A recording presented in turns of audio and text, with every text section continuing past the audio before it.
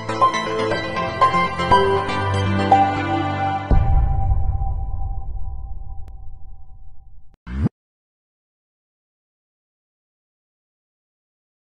ना, यूजुअली बच्चे ये सब जानते हैं, लेकिन उनको ये कंफ्यूजन रहता है कि हम लोग वेरिएबल चेंज ही क्यों कर देते हैं। एक्स ठीक ठाक था तो एक्स को एल क्यों बना देते हैं।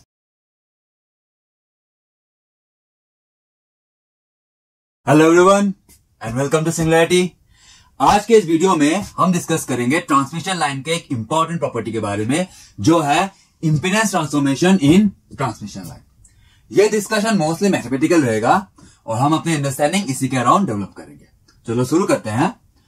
अभी तक के ट्रांसमिशन लाइन के डिस्कशन में हमने समझा कि एक ट्रांसमिशन लाइन में वोल्टेज एंड करंट का एक्सप्रेशन किस तरह निकालते हैं।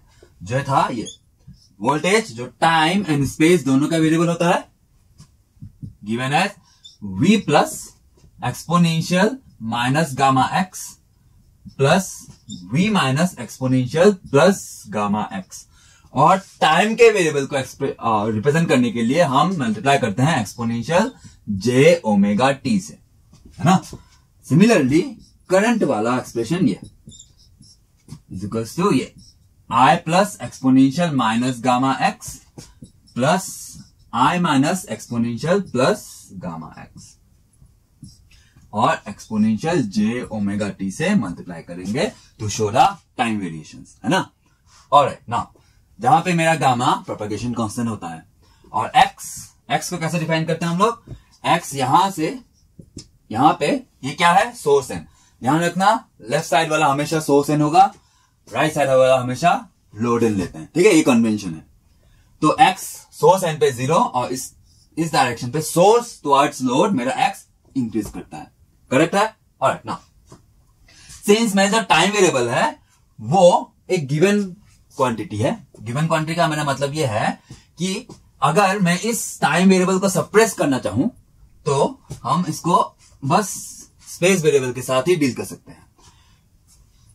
तो अगर मैं बस ऐसा लिखूं तो हमको क्या समझना है, अच्छा लिखा तो बस x के टर्म्स में है, लिखा तो बस x के टर्म्स में है, लेकिन ये एक इम्प्लिसिट रिजल्ट है कि टाइम का वेरिएबल है, दिख नहीं रहा है लेकिन वो है, ठीक है। हमको ये समझना है क्योंकि आप कोई भी टेक्स्ट बुक उठाओ आपको ये वाला एक्सप्रेशन दिखेगा, time exponential j omega t वाला सप्रेस करके रखता है। रीजन ये है कि हम वो एक इम्प्लिसिट रिजल्ट है। इम्प्लिसिट रिजल्ट का मतलब ये है कि ये देख के हमको समझना है कि टाइम वाला exponential j omega t multiplied है, बस दिख नहीं रहा है, ठीक है। सिमिलरली तो आगे का डिस्कशन के लिए हम टाइम वेरिएबल को सप्रेस करके कैलकुलेशन करेंगे, ठीक है। और चलो, तो मैंने टाइम वाला वेरिएबल सप्रेस कर दिया, तो ये बस अब स्पेस का वेरिएबल दिख रहा है, लेकिन हमको समझना है कि टाइम वाला वेरिएबल है, कहीं गया नहीं है, बस उसको सप्रेस किया गया। ओके चलो, अब इन इक्वेशंस में देखेंगे v plus v minus i plus i minus, ये है क्या सर। ये आए कहां से थे, अगर मैं आपको रिमाइंड कराऊं, ये आए थे जो डिफरेंशियल इक्वेशन हमने सॉल्व किया था, तो ये आर्बिट्री कांस्टेंट्स थे सर ना। तो डिफरेंशियल इक्वेशन सॉल्व किया था तो उसके ये आर्बिट्री कांस्टेंट्स आए थे। तो आर्बिट्री कांस्टेंट्स को अगर पता करना होता है ना, अगर मैं वोल्टेज इक्वेशन की बात करूं तो आर्बिट्री इक्वेशन को पता करना है, v प्लस v माइनस को पता करना है तो मुझे क्या जरूरत होगी, बाउंड्री कंडीशंस की जरूरत होगी। कितने, दो आर्बिट्री कांस्टेंट्स हैं, तो दो बाउंड्री कंडीशंस की जरूरत होगी। लेकिन सिंस हम लोग का इंटरेस्ट इस पे नहीं है कि v प्लस v माइनस क्या है, लेकिन इंटरेस्ट इस पे है जो स्टैंडिंग वेव डेवलप होता है, ये फॉरवर्ड ट्रेवलिंग वेव, ये बैकवर्ड ट्रेवलिंग वेव, तो स्टैंडिंग वेव जनरेट होगा, तो उस स्टैंडिंग वेव का एनालिसिस करना है। तो हम क्या करते हैं, v प्लस और v माइनस का कोई रिलेशनशिप बैठाते हैं, यूजुअली द रेशियो। देखेंगे क्या होगा, है ना, इनका रिलेशनशिप कैसे बैठाते हैं, क्या बैठाते हैं, इनका रेशियो क्या होता है, बात करेंगे। लेकिन हमको ये समझना है कि अच्छा v plus v minus exactly क्या है, वो हम लोग का पॉइंट ऑफ इंटरेस्ट नहीं है, क्योंकि वो पता कर भी ले तो कोई हमको कुछ महत्वपूर्ण इंफॉर्मेशन नहीं देगा अबाउट द स्टैंडिंग वेव। तो हम क्या करते हैं कि ये v प्लस v माइनस का कोई रिलेशनशिप बैठाते हैं, और हमको दो बाउंड्री कंडीशंस की नहीं, हमको बस एक बाउंड्री कंडीशंस की जरूरत होगी, ठीक है। हमको बस एक बाउंड्री कंडीशन की जरूरत होगी, और वो बाउंड्री कंडीशन हम लेते हैं द लोड एंड। वो बाउंड्री कंडीशन हम लेते हैं द लोड एंड, ठीक है। द लोड एंड ही मेरा वो बाउंड्री कंडीशन होगा, ठीक है। बाउंड्री, अब आप सोचोगे ये लोड एंड कैसा बाउंड्री कंडीशन है, ध्यान देना, लोड एंड पे हम क्या लगाते हैं, लोड एंड पे हम लगाते हैं अपना लोड, है ना, जिसको हम लोग ZL से रिप्रेजेंट करेंगे। तो ये ZL हम लगाते हैं। तो अगर मैं लोड एंड की बात कर दूं तो मुझे लोड एंड पे इंपीडेंस पता होता है, क्योंकि ये हम लगाते हैं। वन है एक अच्छा बाउंड्री कंडीशन, है ना, मेक सेंस, ये एक अच्छा बाउंड्री कंडीशन होगा। अब आप ये भी आर्ग्यू कर सकते हो कि सर हम सोर्स भी तो लगाते हैं, सोर्स भी तो हम ही लगाते हैं, तो क्यों ना सोर्स एंड को एक अच्छा बाउंड्री कंडीशन बोला जाए, या फिर जो बाउंड्री कंडीशन की बात करा गया तो वो सोर्स एंड क्यों ना हो, लोड एंड ही क्यों हो। तो मैं आपको ध्यान दिया हूं कि यहां पे सोर्स एंड पे अगर मैं इंपीडेंस की बात करूं, है ना, इंपीडेंस सीन की बात कर दूं तो क्या होगा, the internal impedance of the source, जो हम डिसाइड नहीं कर सकते, वो तो सोर्स का इंटरनल इंपीडेंस होता है ना, वो हम डिसाइड कर सकते हैं क्या, बिल्कुल नहीं, करेक्ट है।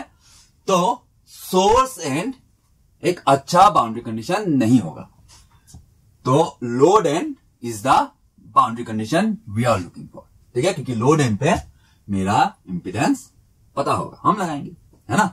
Alright, perfect. चलो अब सिंस हमने डिसाइड किया कि चलो लोड एंड ही मेरा वो बाउंड्री कंडीशन हम लेंगे जिसके यूज करके हम इन आर्बिट्री कॉन्स्टेंट्स को हैंडल कर सकेंगे, उसका मतलब यह है कि ये मेरा बाउंड्री कंडीशन बड़ा ही महत्वपूर्ण होगा फिर। तो अब से हम क्या करेंगे कि जो भी मेजरमेंट्स है, जो भी डिस्टेंसेस है, हम लोड एंड से मेजर करेंगे। वापस से बोलता हूं, सिंस ये मेरा बाउंड्री कंडीशन, मेरा लोड एंड एक अच्छा बाउंड्री कंडीशन है और इसी को हम यूज करेंगे, तो अब से जो भी डिस्टेंसेस मेजर होंगे वो मेरे लोड एंड से होंगे, ठीक है। तो जैसे मैंने बोला कि सोर्स एंड पे हम लोग x=0 लेते हैं और सोर्स से लोड की तरफ मेरा x इंक्रीज करता जाता है, तो उसी तरह हम एक नया वेरिएबल इंट्रोड्यूस करेंगे L, जो लोड एंड पे 0 होगा और लोड से सोर्स की तरफ वो इंक्रीज करेगा, लोड से सोर्स की तरफ वो इंक्रीज करेगा। रीजन समझ में आ रहा है क्यों, है ना, यूजुअली बच्चे ये सब जानते हैं, लेकिन उनको ये कंफ्यूजन रहता है कि हम लोग वेरिएबल चेंज क्यों कर देते हैं, x ठीक ठाक था तो x को L क्यों बना देते हैं। रीजन ये है सर, ठीक है, रीजन आर्बिट्री कॉन्स्टेंट्स को डील करने के लिए हमको चाहिए था एक बाउंड्री कंडीशन, जो हमने लिया था लोड एंड, ठीक है, जो हम लोग लेते हैं लोड एंड, और लोड एंड पे L=0 मान के बाकी सारा मेजरमेंट्स उसी के रेस्पेक्ट में करते हैं, ठीक बात। ऑलराइट, चलो तो अब से क्या करेंगे कि लोड एंड पे L0 होगा और लोड एंड से सोर्स की तरफ जो भी मेजरमेंट होगा वो L इंक्रीजिंग में होगा, और सोर्स से लोड की तरफ जो भी मेजरमेंट होगा वो L डिक्रीजिंग होगा, है ना, L डिक्रीजिंग होगा। अब आप कंपेयर करके देखो तो साफ दिख रहा है x=-L, है ना, x=-L। तो इन इक्वेशंस में अब हम x को रिप्लेस करेंगे विथ L, ठीक है, अब x को रिप्लेस करेंगे विथ L, तो x=-L, तो यहां पे x=-L पुट कर देंगे, ठीक है।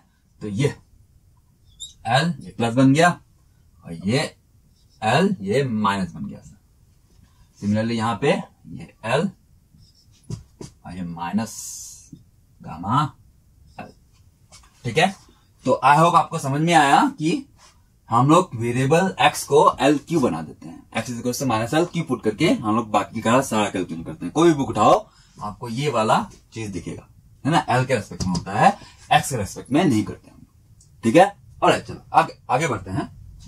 नाउ इस वोल्टेज के एक्सप्रेशन को देखो तो पहला टर्म बताता है forward travelling wave, plus minus से कंफ्यूज नहीं करोगे, है ना। तो ये वाला फॉरवर्ड ट्रेवलिंग वेव, ये वाला बैकवर्ड ट्रेवलिंग वेव, तो बन रहा है डेफिनेटली यहां पे standing wave.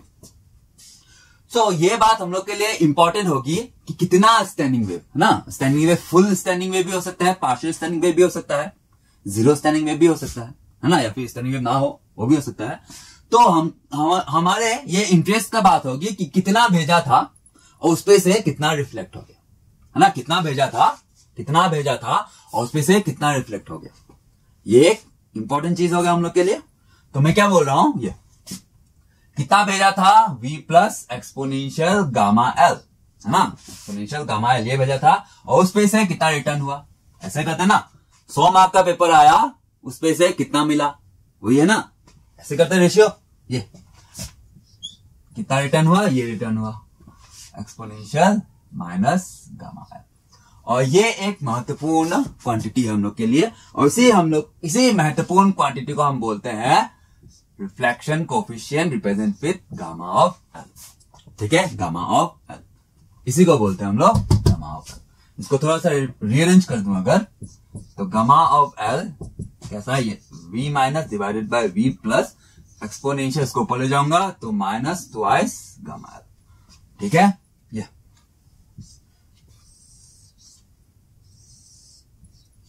Reflection coefficient at any location L. Reflection coefficient at any location L. Usually ये क्वांटिटी कॉम्प्लेक्स होता है, तो ये कॉम्प्लेक्स क्वांटिटी क्या बता रहा होगा, ये कॉम्प्लेक्स क्वांटिटी बता रहा है complex relationship between the forward travelling wave and the backward travelling wave. ध्यान देना, मैंने बोला कॉम्प्लेक्स रिलेशनशिप। क्लियर है? Okay, perfect. और ये कहां पे कॉम्प्लेक्स और कहां पे रिफ्लेक्शन कोफिशिएंट है, कोई भी लोकेशन एल पे, ये कोई भी लोकेशन एल पे।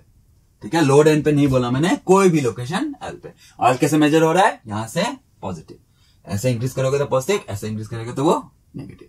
ठीक है, और चलो, सो इस चीज को मैं यहां इस इक्वेशन पे अगर इंकॉर्पोरेट कर दूं तो क्या मिलेगा मुझे, ये v of x is equals to ये वाला टर्म मैं कॉमन ले लूं तो ये रेशियो आ जाएगा, वो है ना। ये वाला टर्म अगर कॉमन ले लूं तो ये v plus exponential gamma L, और ये 1 प्लस ये वाला आ जाएगा, है ना, ये वाला रेशियो हो जाएगा, तो ये gamma of L, gamma of L.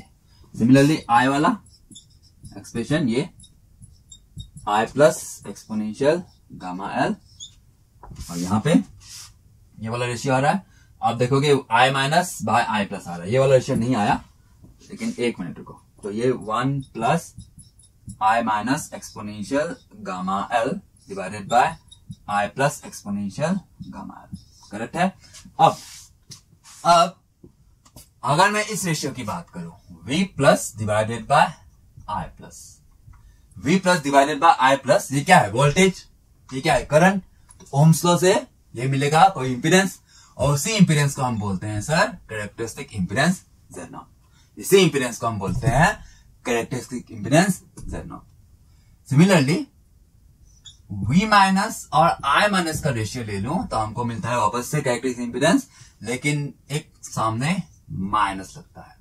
इस माइनस से आप इसको इस तरह नहीं देखोगे कि अच्छा ये नेगेटिव इंपीडेंस आ गया, ना, नेगेटिव इंपीडेंस जो एनालॉग में देखते हैं हम लोग या फिर ईडीसी में देखते हैं, उसका कंसेप्ट नहीं है ये माइनस बस इसलिए आया है क्योंकि ये बैकवर्ड ट्रेवलिंग वेव है, डायरेक्शन की वजह से ये माइनस आता है। ठीक है, ये नेगेटिव इंपीडेंस नहीं दर्शा रहा, ये सेम क्वांटिटी दिखा रहा है मेरा कैरेक्टरिस्टिक इंपीडेंस Z0। ठीक है, अब यहां पे मैं अगर I प्लस की जगह V प्लस बाय Z0 दे दूं और I माइनस की जगह V minus bye minus Z0 दे दूं तो क्या आएगा सर, ये देखो, ये तो इसको मैं v प्लस बाय Z0 लिख सकता हूं, और इसको v माइनस और माइनस Z0 लिख सकता हूं, सकता कि नहीं सकता। इससे क्या फायदा हो गया, इससे ये बढ़िया फायदा हो गया कि जो 4 वेरिएबल्स थे अब मैं बस 2 आर्बिट्री कांस्टेंट ही बचे, है ना, बस 2 आर्बिट्री कांस्टेंट बचे। आप बोलोगे सर Z0 का क्या, Z0 मेरा लाइन का कैरेक्टरिस्टिक होता है, इसीलिए इसको बोलते हैं कैरेक्टरिस्टिक इंपीडेंस। कोई भी लाइन हो उस Z0 को हम पता कर सकते हैं, या फिर यूजुअली आपको गिवन रहेगा, है ना, क्वेश्चन वगैरह में आपको Z0 हमेशा गिवन रहेगा। आपको Z0 फाइंड करने के लिए कोई नहीं बोलेगा, क्योंकि हर एक लाइन का अलग अलग कैरेक्टरिस्टिक पे डिपेंड करेगा और अलग अलग Z0 होता है, उसका मेजर किया जाता है या फिर कैलकुलेट किया जाता है। ठीक है, वो आपका कंसर्न नहीं रहेगा कभी, Z0 तो हमेशा गिवन ही होता है, right. So Z0 will be a given quantity या फिर एक कैरेक्टरिस्टिक ऑफ द लाइन। तो यहां पे आर्बिट्री कांस्टेंट बस v प्लस v माइनस से बचे, तो I प्लस I माइनस से हम लोग छुटकारा पा लिए with help of this relation. Clear है? ओके, नाउ सो अब मैं उसी चीज को यहां भी कर दूं, तो यहां पे क्या मिल रहा है, v प्लस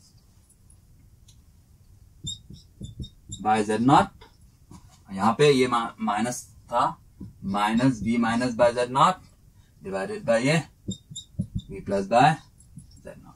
तो यहां से Z0 कैंसिल हुआ, हटा देता हूं, ये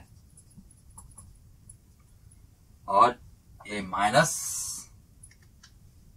v minus by v plus, ये रहा वापस से रिलेशनशिप आ गया।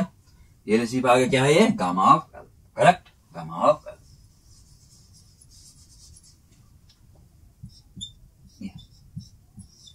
ठीक है, तो वोल्टेज एंड करंट का expression reflection coefficient at any location L के टर्म्स में आ गया। ठीक है, सॉरी ये एल होगा ना, सॉरी ये एक्स नहीं, मैं तो एल बना चुका हूं इसको, यहां भी मैं कर देता हूं, ये एल बन चुका है सर, अब वेरिएबल मेरा एल है, एक्स नहीं। ओके चलो, तो ये वोल्टेज और करंट का expression in terms of reflection coefficient at any location L, clear? Okay, now तो अगर मैं इस वोल्टेज एंड करंट का रेशियो ले लूं, V of L divided bye I of L, तो मुझे क्या मिलना चाहिए, ओम्स लॉ की मदद से कोई इंपीडेंस मिलना चाहिए। V ऑफ L क्या है, L कोई लोकेशन होगा, तो voltage at any location L, voltage at any location L, I of L क्या बताएगा, current eight any location L, तो इनका रेशियो क्या बता रहा होगा, impedance at any location L, तो उसको हम रिप्रेजेंट करेंगे Z ऑफ L से, Z ऑफ L से, और इसको डिवाइड करके देखेंगे क्या मिलेगा, ये Z नॉट ऊपर चला जाएगा, बाकी ये इसका ratio, so that will be equals to Z not 1 plus gamma of L divided by 1 minus gamma of L। एक बात, ये एक इंपॉर्टेंट रिलेशनशिप है, इसको आप ध्यान से रख लेंगे। अगर किसी लोकेशन L पे आपको रिफ्लेक्शन कोफिशिएंट पता है, किसी भी लोकेशन L पे आपको रिफ्लेक्शन कोफिशिएंट पता है और आपको Z नॉट पता है, तो उस लोकेशन L पे, उसी लोकेशन L पे जिसपे आपको रिफ्लेक्शन कोफिशिएंट पता है, उसी लोकेशन पे आप इंपीडेंस पता कर सकते हो, करेक्ट है। अगर मैं वो लोकेशन L इक्वल टू 0 ले लूं तो आपको Z ऑफ L मिल जाएगा, है ना, यहां पुट करो गामा ऑफ 0, है ना, गामा ऑफ 0 अगर पता है तो, है ना, गामा ऑफ 0 पता है तो आपको Z ऑफ L मिल जाएगा, क्लियर है। तो इन द सेम सेंस अगर मैं ये बात करूं at L is equal to 0, मतलब लोड एंड, है ना, at L is equal to 0, मेरा Z ऑफ L क्या है,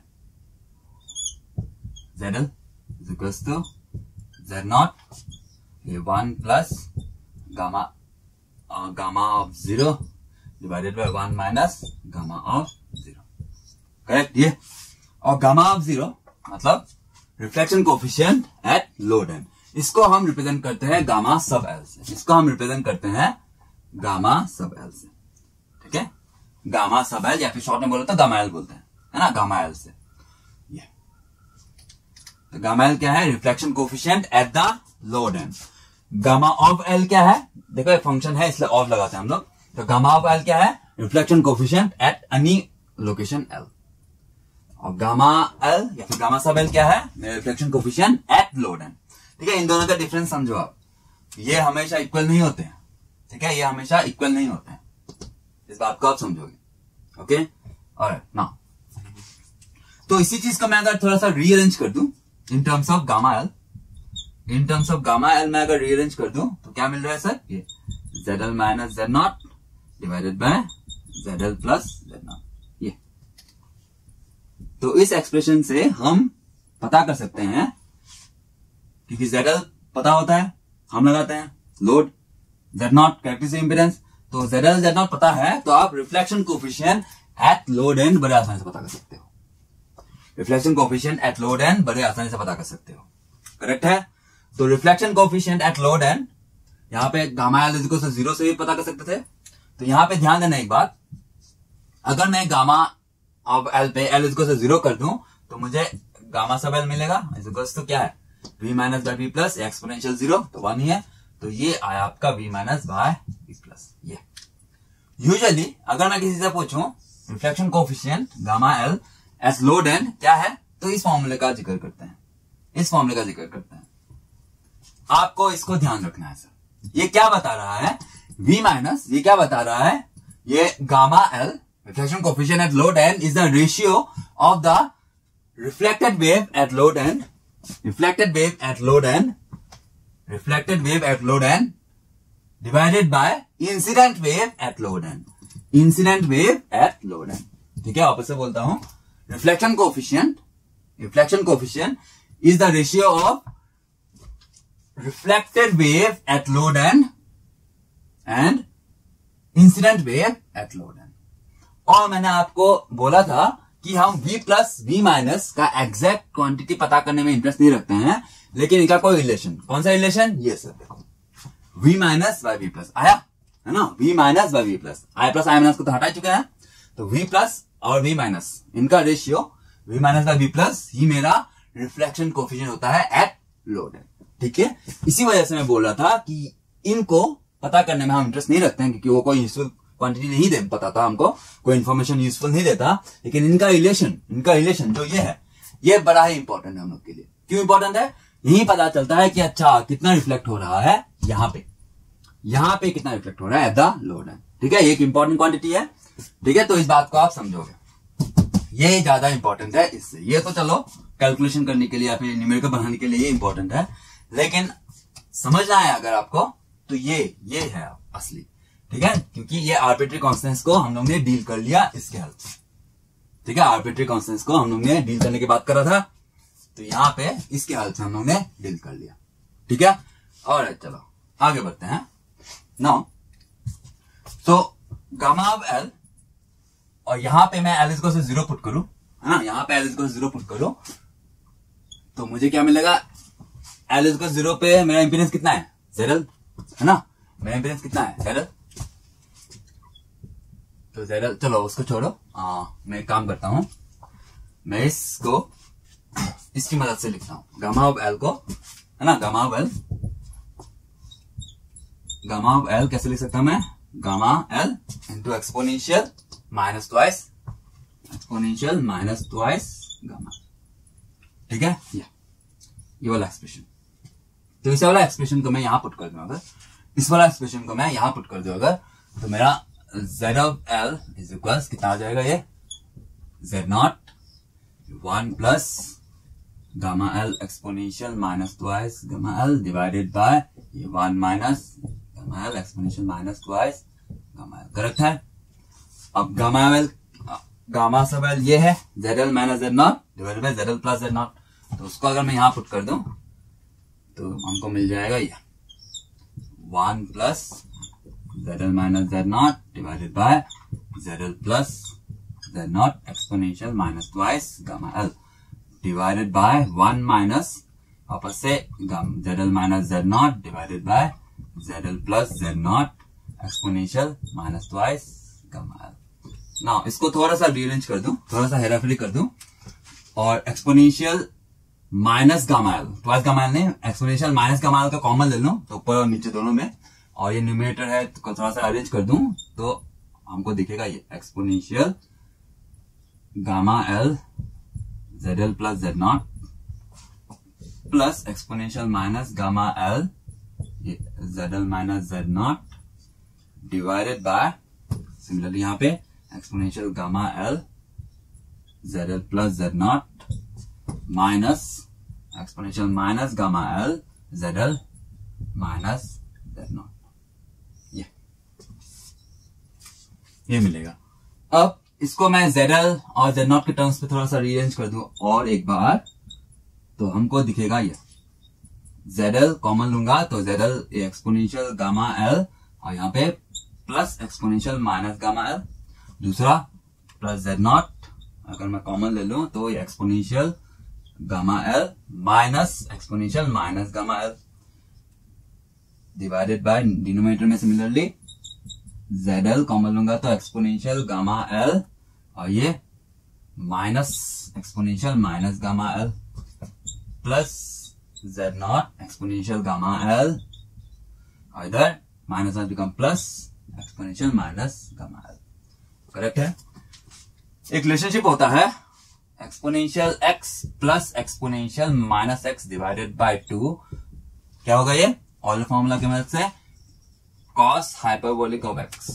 In the same sense exponential x minus exponential minus x divided by 2 यहाँ पे आ जाएगा sin hyperbolic x। तो यहाँ पे divided by 2 divided by 2 divided by 2 divided by 2 है ना, तो 2 तो कैंसिल हो जाएगा, कोई टेंशन नहीं। तो ये बन जाएगा sir cos hyperbolic gamma l। Correct है। ये बन जाएगा आपका ZL cos hyperbolic gamma L, और इधर ये साइन बन जाएगा sine hyperbolic gamma L plus Z not sine hyperbolic of gamma L. Similarly denominator में ये साइन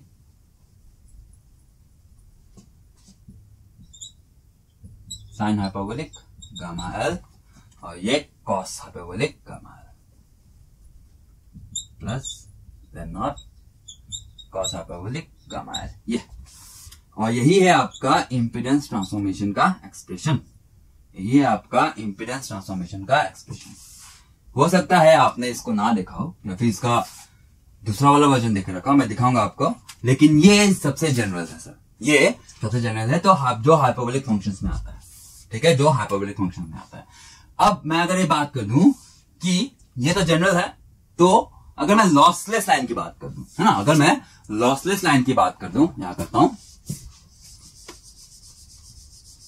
एक मिनट,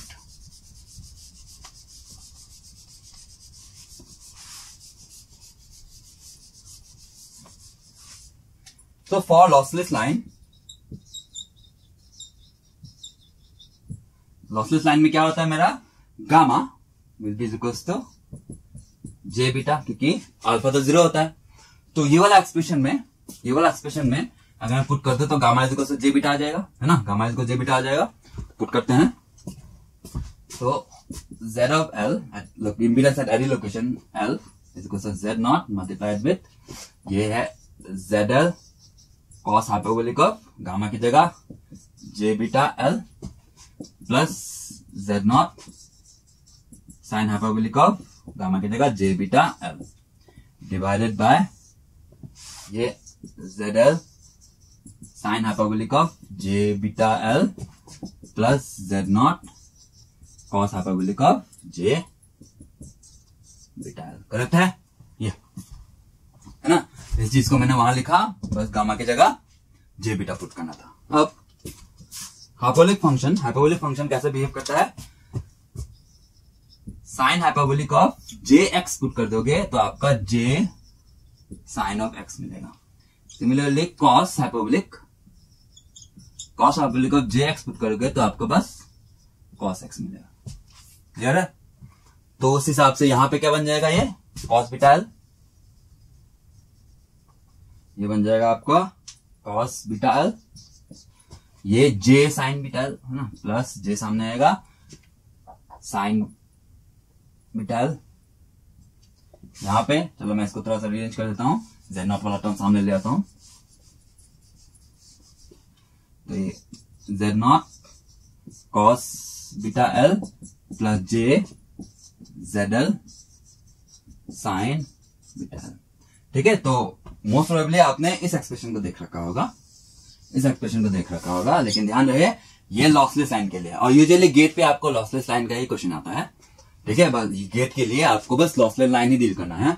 लेकिन मैं जनरल टर्म की बात कर दूं, है ना, कोई भी लॉसलेस लाइन के लिए भी ये एक्सप्रेशन आपका आता है, ये जनरल है, और ये special case the lossless line के लिए।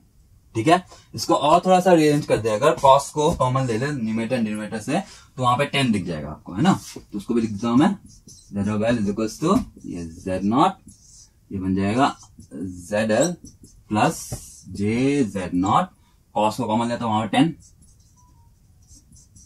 10 beta L divided by Z naught plus j Z L 10 beta L. ठीक है, ये ज्यादा हैंडी होता है यूजुअली, तो आपने शायद ये वाला या फिर ये वाला देख रखा होगा। ठीक है, ये ज्यादा हैंडी होता है, तो ये भी या फिर जो भी आपको याद है, ये इंपॉर्टेंट रिलेशन है। ठीक है, इसी के मदद से ट्रांसफॉर्मेशन आता है। अब एक इंपॉर्टेंट बात इसमें को समझना है कि ये एक्सप्रेशन की मदद से आप देख सकते हो कि ZL वाला टर्म है, ZL क्या है, लोड, है ना, लोड एंड पे जो लोड लगाते हैं वो। लेकिन ये सेम एक्सप्रेशन हम यूज कर सकते हैं कोई भी non impedance in the line. For example, मैं अगर बोलूं किसी लोकेशन यहां पे, है ना, L1 पे मुझे इंपीडेंस पता है Z1, है ना, ये मुझे नोन है, और मुझे इस लोकेशन से टुवार्ड्स द लोड मान लो 1 metre, at a distance 1 metre मुझे इंपीडेंस Z2 पता करना है। तो आप इसी फॉर्मूला का यूज कर सकते हो जहां पे ZL क्या हो जाएगा Z1, ZL क्या हो जाएगा Z1। लेकिन सबसे इंपॉर्टेंट बात यह है कि L is equal to 1 metre नहीं लोगे आप, L is equal to -1 metre. Minus क्यों सर? देखो L 0 यहां पे है, लोड से सोर्स की तरफ वो पॉजिटिव होगा, इंक्रीज करेगा, सोर्स से लोड की तरफ वो नेगेटिव होगा सर। ठीक है, अब मैं कहां बोला? यहां से लोड की तरफ, तो मैं कहां जा रहा हूं? टुवार्ड्स द लोड जा रहा हूं। टुवार्ड्स द लोड तो नेगेटिव साइन लगेगा। ठीक है, तो आप जब कैलकुलेट करोगे इसको तो यहां पे ZL की जगह Z1 तो पुट करोगे, लेकिन L की जगह -1 पुट करोगे, क्योंकि कैलकुलेशन मीटर में होता है, तो -1 पुट करोगे, 1 नहीं। इन द सेम सेंस अगर मैं बोलूं कि इस लोकेशन में मुझे पता है और towards the generator 1 metre, towards the generator 1 metre Z3 बोल दो, कितना होगा? तो इस वक्त आप क्या करोगे? ZL पता है, Z1 पता है, ZL की जगह Z1 पुट करोगे और L की जगह टुवार्ड्स जनरेटर मतलब +1। ठीक है, यहां पे +1 और टुवार्ड्स लोड तो -1। इस बात को आपको खास ख्याल रखना है। ठीक है, इस बात को आपको केयरफुली करना है। किस तरफ आप मेजर कर रहे हो? टुवार्ड्स द लोड होगा तो L will be negative, towards the generator होगा तो L विल बी पॉजिटिव। इस बात का आप ख्याल रखोगे, नहीं तो कैलकुलेशन में मिस्टेक हो जाएगा। क्योंकि कॉस पे तो कोई फर्क नहीं पड़ेगा, माइनस होगा प्लस होगा, अंदर साइन है ना सर, साइन वाला गड़बड़ कर देगा। ठीक है, तो इस बात का आप ख्याल रखोगे। ठीक है, वापस से बोलता हूं, टुवार्ड्स द जनरेटर है ना, यहां से टुवार्ड्स द जनरेटर मेजर कर रहे हो तो L पॉजिटिव, यहां से टुवार्ड्स लोड जनरेटर कैलकुलेट कर रहे हो तो L will be negative. Clear है? हाँ, same formula, exactly same formula आप यूज कर सकते हो in case of lossless line, और इस फॉर्मूला को यूज कर सकते हो इन केस ऑफ कोई भी जनरल लाइन, है ना। लॉसलेस नहीं बोला है तो इस फॉर्मूला का आप यूज कर सकते हो। क्लियर है? ओके, चलो, तो ये इंपॉर्टेंट बात थी कि हम लोग किस तरह L को मेजर करते हैं। ठीक है, कौन से डायरेक्शन में जा रहे हो आप, वो मैटर करेगा हर बार। ठीक है, हर बार आपका मैटर करेगा कि आप टुवार्ड्स जनरेटर मेजर कर रहे हो कि टुवार्ड्स लोड मेजर कर रहे हो। क्लियर है? ओके, तो चलो फिर ये हुआ मेरा कंप्लीट डिस्कशन।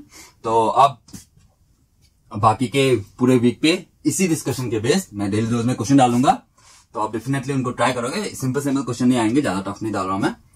ठीक है, तो धीरे धीरे टफनेस बढ़ाऊंगा। तो अभी तो चलो शुरुआती है, तो इसी क्वेश्चन से आएंगे, तो डेफिनेटली आप उनको ट्राई करोगे खुद से। ठीक है, वीडियो सॉल्यूशन बाद में देखोगे, पहले आप उसको सॉल्व करोगे खुद से। ठीक है, थोड़ा सा आप कैलकुलेशन आपका स्ट्रांग हो जाएगा, तो देखना आपको मजा आएगा।